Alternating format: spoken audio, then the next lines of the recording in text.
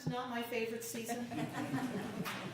Well, the good news is that winter is going to be gone in not too terribly much more time. Puxatony Phil told us it was going to be here already, but you know, he's a wretched liar.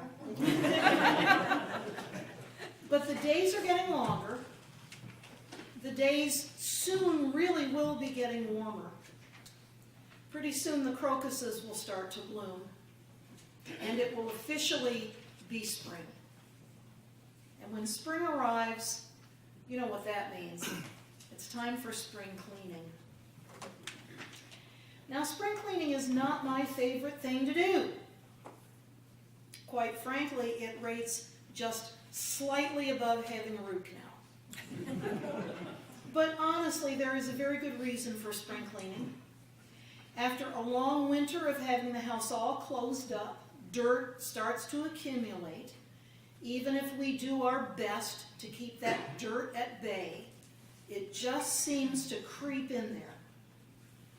Way up in the corner of the living room, over there, next to the fireplace. See that spider web?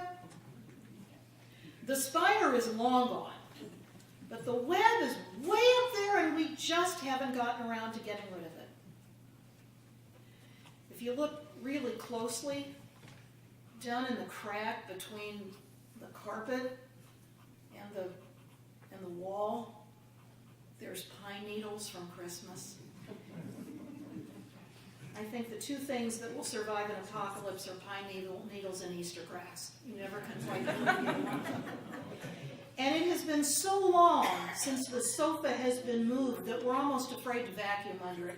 Heaven knows what is lurking under that sofa. And if your house is like mine, it even smells musty. It's an interesting blend of dust, stale cooking oil, and dirty socks. It is time for spring cleaning. Now, spring cleaning is a lot of work. My mother used to tell me about her mother, who used to scrub the walls in the house every spring. They were covered with soot from the coal furnace that they used back then. Now, imagine that. Scrubbing every inch of all the walls in the house, high and low, to get rid of every speck of dirty soot. That is not my idea of a fun day. Fortunately, these days, we don't have to scrub the walls. But we do still need to wash the windows. We need to shampoo the carpets. We need to clean the blades of the ceiling fans. We need to wash the woodwork. Maybe we even need to hire somebody to come and clean out the chimney. But in the end, it's all worth it. It's wonderful to be able to throw open the windows and allow the spring breeze to carry the fragrance of lilacs into a house that has been scrubbed clean of all the winter's grime. The reality is that sometimes we need spring cleaning too. Psalm 51, which is one of the scriptures that is usually read on Ash Wednesday, is the cry of someone who desperately needs to be cleaned up himself. His life is a mess, and he knows it. Now, tradition says that this psalm was written by King David after his affair with Bathsheba. And that, friends, was a real mess. He not only seduced another man's wife, he lied about it, he conspired to save his reputation, and he finally ordered Bathsheba's husband to be murdered.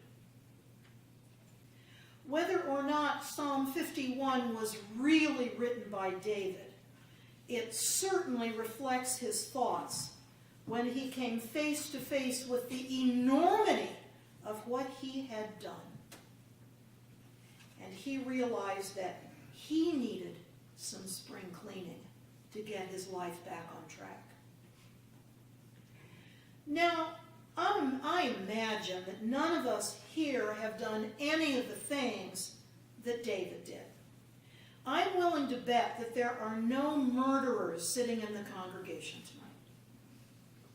But I'm also willing to bet that all of us need the very same spring cleaning that David needed. Every single one of us has some dirt that has accumulated in our lives. Now, we don't mean for it to be there. We didn't bring it in intentionally. But we're only human, and it happens. All of us have crud that we don't want.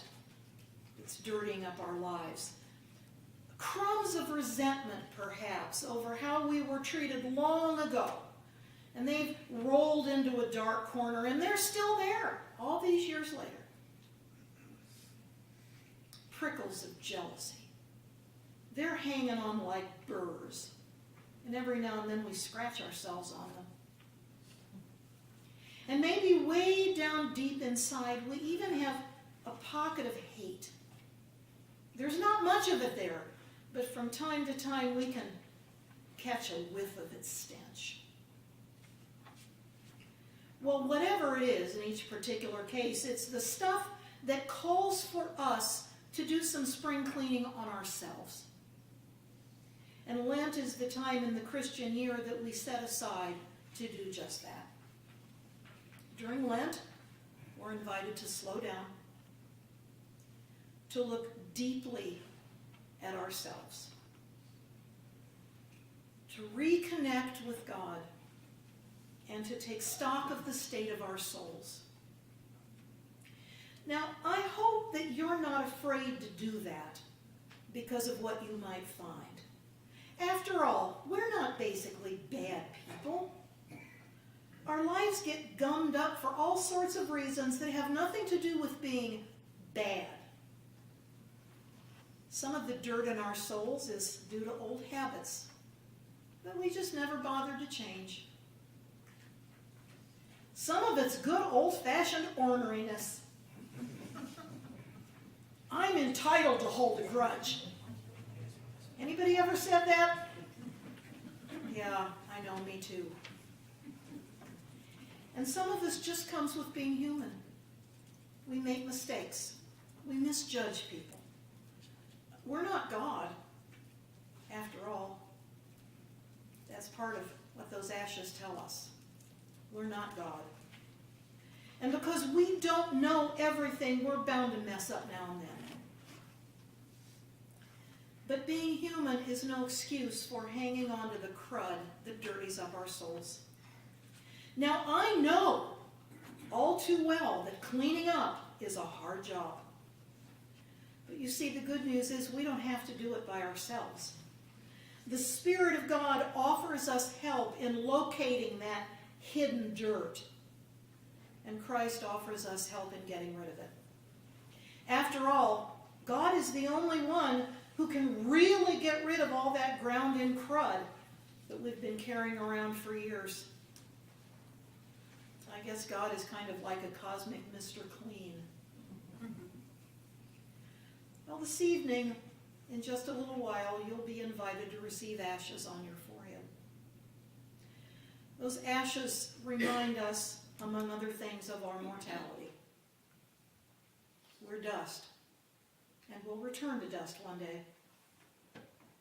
Especially during Lent, that's not a bad thing to remember. But maybe this year, those ashes will also remind us of the soot that covered my grandmother's walls. Just like our homes, our souls get dirty and they need to be cleaned up. Your souls and my soul. We all need to do some spring cleaning. And Jesus invites us to the table to start doing just that. The meal that we'll share in a few minutes is more than just a memory of a dinner shared long ago in an upper room. That meal offers us the living presence of Jesus Christ to anyone who needs to be cleaned up a bit. Ashes to ashes, dust to dust. And then the meal that offers us freedom from the stain of sin, looking forward to the freshness of new life. That will be ours in fullness on Easter morning. Thanks be to God. Amen.